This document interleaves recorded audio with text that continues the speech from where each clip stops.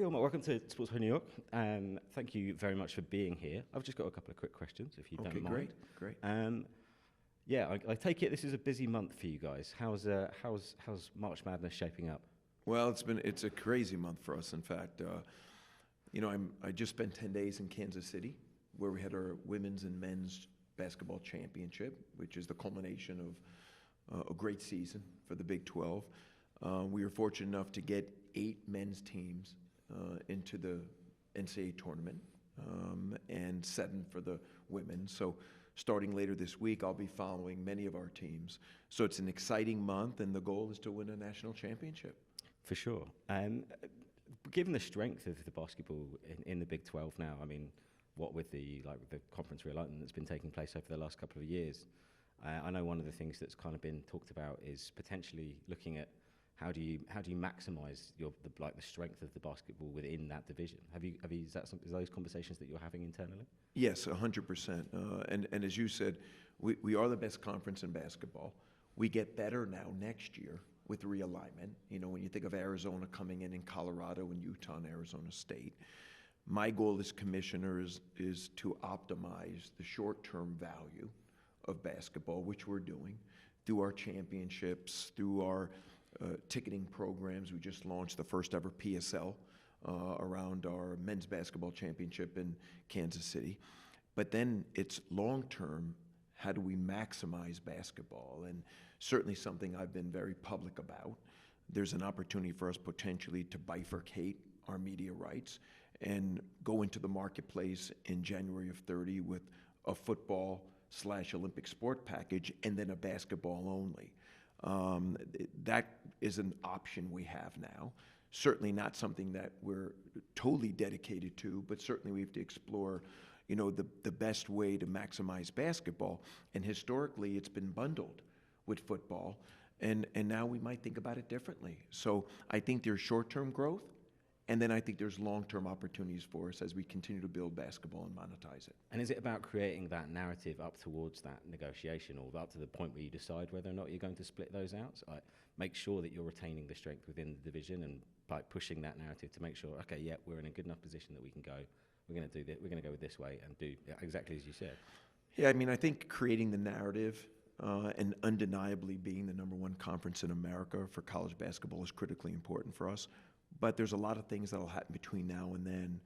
The thing that candidly will happen that will drive our thinking is how well the NBA does in their next TV deal, and from all indications, they're going to do extremely well. Basketball is a sport that connects to culture. It's an international sport. It appeals to a very diverse fan base, and it connects with a younger demographic. So there's a real opportunity for us to do something special with it, but we'll see what the trends are like between now and January of 30.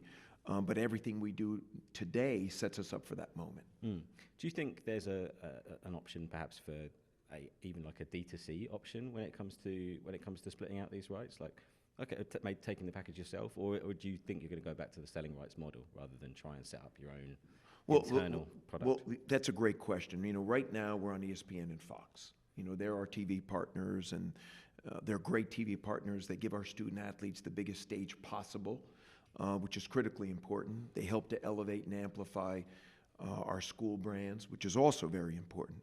But I think when we go back into the market in 30, we'll have to be open to not only renewing with ESPN and Fox, but is there a third partner out there? Is there a direct-to-consumer platform that will complement the broad-based distribution of an ESPN and Fox?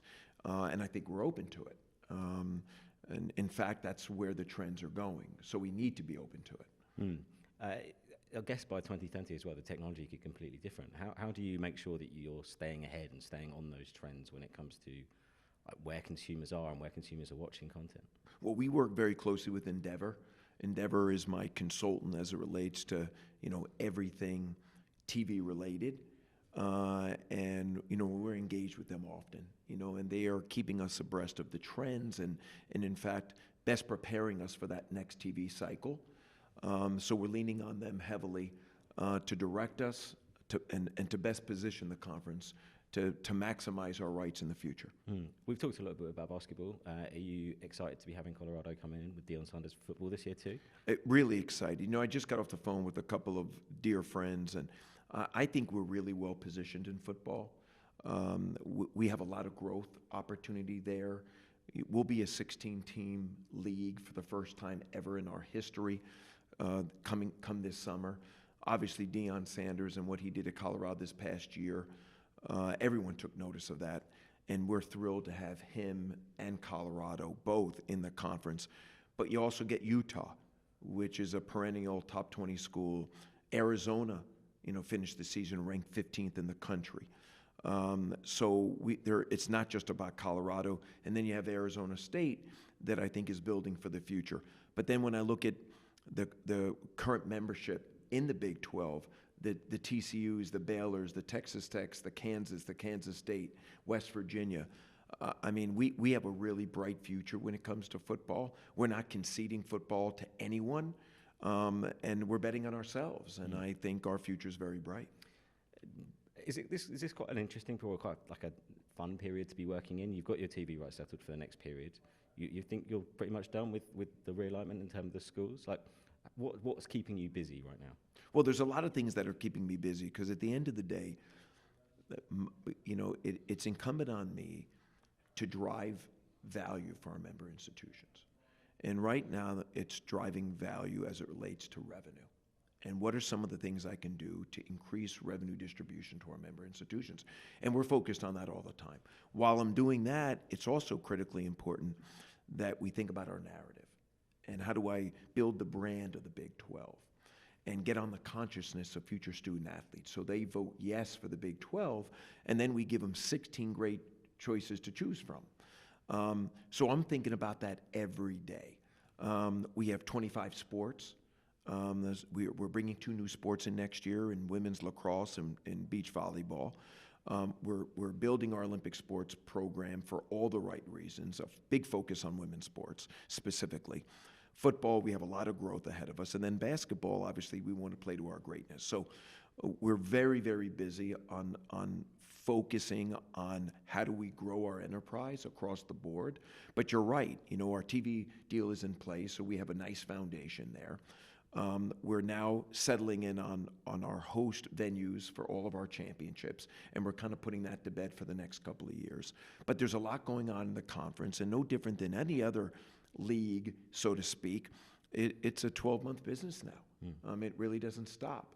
But you know, one of the things I have to be cognizant of is making sure that we're focused on the things that matter most and that will ultimately drive value for our member institutions. What have you found different since moving into college sports? I mean, you've worked previously in professional sports, a number of different teams. You've worked at big agencies with Rock Nation. What's the kind of thing that's been like, I wasn't expecting this when I took the commissioner job? Well, it's a great question. I think much of what I've done historically in my career has been very transferable to this space. Building brand, building revenue, you know, diversifying, you know, who we are and where we're going. All those things I've done before. I would say the biggest thing for me and the biggest change is I have to manage to a fairly sizable key stakeholder group. You know, when I was with the Nets, there was one owner. You know, when I worked at Rock Nation, there was, you know, a couple of partners. In this space, I'm managing to a board of 16 presidents, and I'm also working very closely with 16 ADs. That's 32 key stakeholders. Which is a little different, but in many respects, it's a positive difference because I'm getting great feedback from all of them. They're getting me to think a little differently, which is also very, very good. I guess the other big point of difference is, you know, the lobbying efforts that have been ongoing, given some of the challenges in the space. So I'm spending a lot of time on the Hill, working with Congress and key stakeholders to improve the outcome of student athletes. Because at the core of what we do, it's the student athlete. You know, that's another thing that I'm really enjoying about this space. It's a purpose-driven industry. Not to say that where I was before wasn't purpose-driven, but this is really purpose-driven, and which is very refreshing for me. So there are points of difference, but lots of similarities. Since you mentioned the sort of challenges you said and the lobbying on the Hill, um, how big a challenge right now is the NIL question? Like, how often is that coming up? Is that top of your intro pretty much every week? Yeah, listen, it's a great question. Again, when I took this job, I spent the first 2 weeks on campus. I did a listening and learning tour. Listened to the coaches, the presidents, student athletes, key stakeholders. And at that point in time, which was only 20 months ago, most of my coaches said, Brett, NIL isn't an issue yet. They're coming here for all the right reasons. Fast forward 20 months, NIL is a part of every conversation. And not only is it a part of every conversation, many states see it very differently than others. So in some respects, it's a wild, wild west. There's a lot of confusion. It's not easy for the student athletes. It's not easy for the parents. Then on top of NIL, you got the transfer portal. So a guy like me that comes here from professional sports, I look at it where there's unlimited free agency with no salary cap. Okay? So we've got to put parameters around it. And we got to put some guardrails around it so that it's a level playing field for everyone. And there's protections for the student athletes. So we're working really hard, specifically myself and the other Power 4 commissioners, and spending time on the Hill. And hopefully, within the next couple of months, we can get our arms around this. Now, when I say all that, I'm a big advocate of NIL. I think it's terrific that student athletes have an opportunity to monetize their name, image, and likeness for all the right reasons. But when NIL, ultimately, came to the forefront, it was not for pay for play. It was not for inducements. It was really in an effort to let student athletes who have big social media followings, that have a big brand, to go out there and monetize those brands.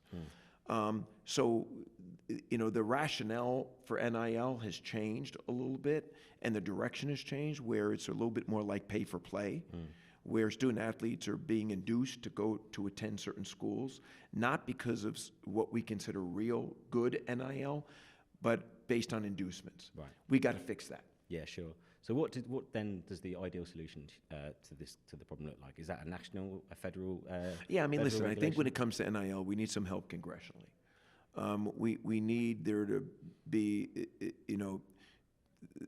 national preemption of state laws so that there's uniformity across the board. And I think that would help tremendously. Because as I said earlier, each state interprets NIL differently, and that's created a lot of chaos in the system. Yeah, and I guess back to your previous point, you want it to be a case where students are like citizens; they can go and monetize their name, image, likeness. But it's not, as you said, a pay-for-play system where basically the ones who come out with the biggest check get the play. That's right. That's right. I mean, I think what we call good NIL is really positive. What we've got to put our guardrails around is the pay-for-play in the inducements, because that wasn't the reasoning for NIL.